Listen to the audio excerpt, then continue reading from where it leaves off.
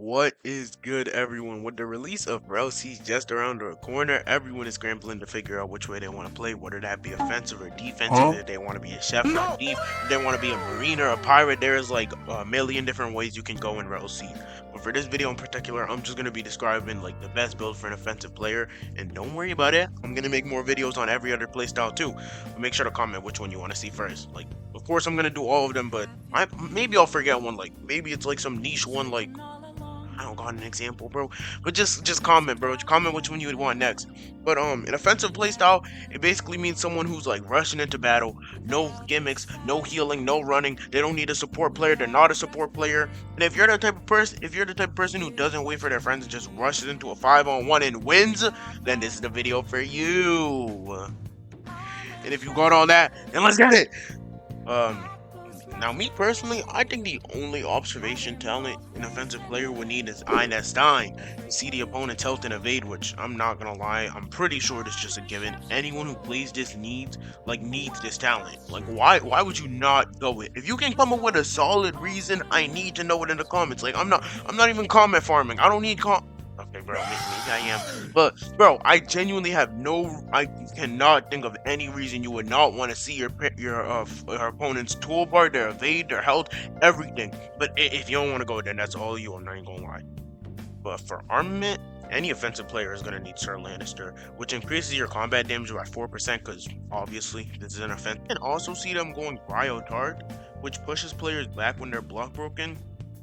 And the bad thing about Bryotard um for like pretty much anybody except if you're if you're an offensive player, like if you're a support player where you're just standing in the back just shooting like long range attacks to like help your teammates or like buffing your teammates and stuff. This is kind of useless because if you get guard broken from a long range attack, you're just gonna push air, and if the push puts you in stun, they just get a free combo off that.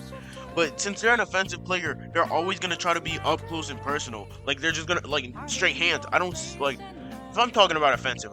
If you ever talk about offensive, I'm not thinking a long range mage type offensive. I'm thinking like a boxer type offensive, like Garp or Roger or someone like that. I'm not thinking. Hey, who is like a long range? I don't know.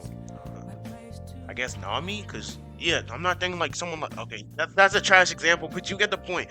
Like Robin, bro, she has like long range stuff type. But I'm not thinking someone long range. I'm thinking someone closer. But something. Wait. Oh yeah. Since you're like close range, once you get guard broken, you're gonna be like up close, and then you can actually like benefit off the push. But for the next armament poster, we're gonna have to go Sir Lancelot. And the reason because last video where I was talking about the hockey tier list, go watch that to find out which hockey is actually the best, which one is S tier and all that. But I'm pretty sure down slams work how they work in Shonen Elite, meaning that down slams will combo start. And since this increases the down slam AoE imposter damage, which is just overall a buff for your down slam. And if you're offensive, bro, you're obviously gonna need more AoE on down slams. Because, bro, I'm 90% sure that down slams are a combo starter like in Shonen Unleashed. I'm pretty sure. I might have to go watch the movie too for like a 90th time, but I'm like 20% sure. I'm 20% sure it's a combo starter. And if it is, then you guys will see the little video clip in the video. Now where it's time for Conqueror's hockey. Fit. Or I think this is the 5th hockey poster, but it's Godzilla. And me personally, I never thought about how broken this is, because imagine this scenario real quick.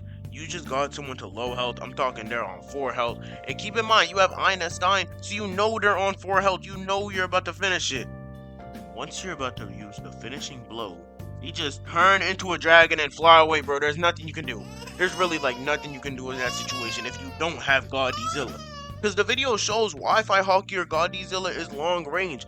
And plus, imagine there's like a phoenix flying at you, like they just came from Logtown, you're at Shellstown, they're flying towards you, they're over the water flying.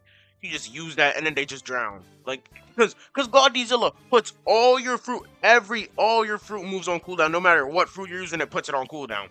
And it like if you're in a zone, it ragdolls you. I don't know if it ragdolls you no matter what, but if you're in a zone and it will take you out of your zone and ragdoll you.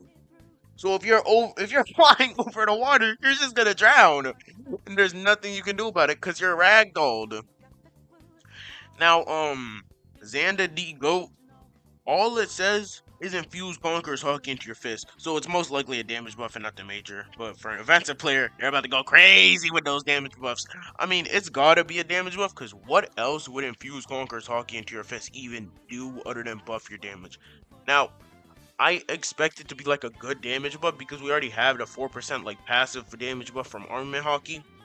And I'm not gonna lie, I think it's gonna be like a Grand Peace Online hockey bar type of thing, where you get like hockey for a limited time. I mean, I don't understand that. In Grand Peace, you have hockey like bro, in Battle Royale and all that, hockey is just infinite. But in other games like normal overworld, you have a bar on it. What is the point of that? Elaborate, please. But for this, I expect it to be like 10 seconds of Conqueror's Hockey for a 10% buff. And I think it's going to be 10% because one, this is 10 seconds. And two, it says imbue it into your fist. So it'll probably only buff either your fist or your weapons too, meaning only your like close combat and all that. But because the other one just says 4% combat damage, meaning it's just going to buff everything probably. Next up, we got Napoleon. Equipping a weapon will cause you to exert your Conqueror's will, giving you an increase in speed for 10 seconds. And for any offensive player, this is a need. Not only because you could just unequip and re-equip your weapon when the cooldown ends, but because you can just do this to chase down runners. And I mean like 10 second speed equipping your weapon. There's not much to say except like this is a must need. You need this, I'm not even gonna lie. Julius Caesar is arguably the best hockey poster in the game, I'm not gonna lie. But it reduces the defense of everyone by 15% and immobilizes them, which I don't know how that's gonna work. Like, is it actually just gonna immobilize them and you get a free combo starter? I'm kind of like scared of hockey. Like, what if it's too broken? What like I don't know. And not only does this hockey poster give you aura, give you a massive aura at that, it reduces the defense of your opponent by 15%. And you already have a 4% damage buff from armament and extra damage from conquerors. And I'm not gonna lie, that's kind of unfair. That's why I said hockey's gonna be broken, bro. Hockey's gonna be way too broken. Fruits are actually gonna be trash, and immobilizing them is just gonna create an opening. Now that we're off of hockey, let me just go over the hockey posters you would want. So Julius Caesar reduces stem defense by 15% and immobilizes opponents. Napoleon, equipping a weapon, increases speed for 10 seconds. Xander D. Goat, to infuse your Conqueror's Hockey into your fist. God D-Zilla, disabling fruit abilities and putting them on global cooldown. Sir Lancelot, to increase downslam AoE and posture damage. Sir Lannister, to increase combat damage by 4%. Bio Tart, pushing the attacker back when block broken. Inez Stein, sense the strength of your opponent, showing their health evade and moves. Wait. I just realized, I forgot the future dodges from Oppenheimer, from Oppenheimer. Just get that in, Sir Lancelot, get rid of, okay, depending on how good down slams are, get rid of Sir Lancelot. If down slams are, like, actually broken, get Bryotart, because sometimes you'll probably get block broken by a, long range attack. So either get rid of Sir Lancelot or Bryotart. If Sir Lancelot down slams are bad, get rid of that, because, look, Sir Lancelot, it depends how much the AoE increases, because that's kind of mid. It increases the down slam AoE and posture damage, not even the overall damage or nothing, so I don't know about that. But anyways, the best fruits for an offensive player. Honestly, they're gonna be like more close range fruits and more combo based fruits than fruit spam, because fruit spam is obviously like long range type stuff. That's a whole video in itself. So, and don't forget, you could go fruitless, which most offensive players are gonna be fruitless. They want to be sharks or garb running full hockey.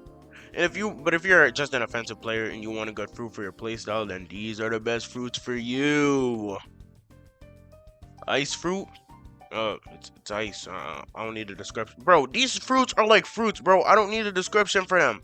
The ice fruit, the flame fruit, the rumble fruit or the thunder fruit, the dragon fruit, the T-Rex fruit, the mythical wolf fruit, the leopard fruit, bomb fruit, venom fruit, and I heavily think you should pick the quake fruit. Like the quake fruit is the quake fruit. There's nothing really to, unless they, I mean, how would they make it like long range? I want you to know, how would you even do that? I mean, quake fruit just seems like it's a close range type thing, and it has like its special quake M1s. Those were low-key fire when I saw them. I was like thunder shocked when I saw those.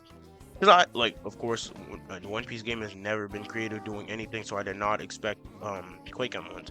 Anyways, the gravity fruit, the bomb fruit, maybe the gum fruit, maybe the dough fruit, the string fruit, and like that's all I have for fruits. But like, I couldn't include every fruit. But you can tell me your opinion on the fruits or hockey in the comments. Maybe I forgot some, like how I forgot Oppenheimer. And also, anything can be played anyway. Remember that I'm just trying to imagine how I assume people who use certain fruits to play. Like barrier could be a really good offensive fruit. Like in Grand Peace, it's kind of a good offensive fruit. But I imagine people playing support with it because that's all they're gonna do, bro. They're just gonna do like barrier sphere into the zone, and I'm just gonna lose all my health, and there's nothing I can do. And then when I come back, they're just gonna barrier crash me, bro. I hate Grand Peace, bro. Don't ever ask me to play Grand Peace unless you're paying me to play it. Like, but yeah, pick any of those fruits, run that hockey build, and tell me what you think about the build. Make sure to like that smash button and subscribe. I will see you guys later.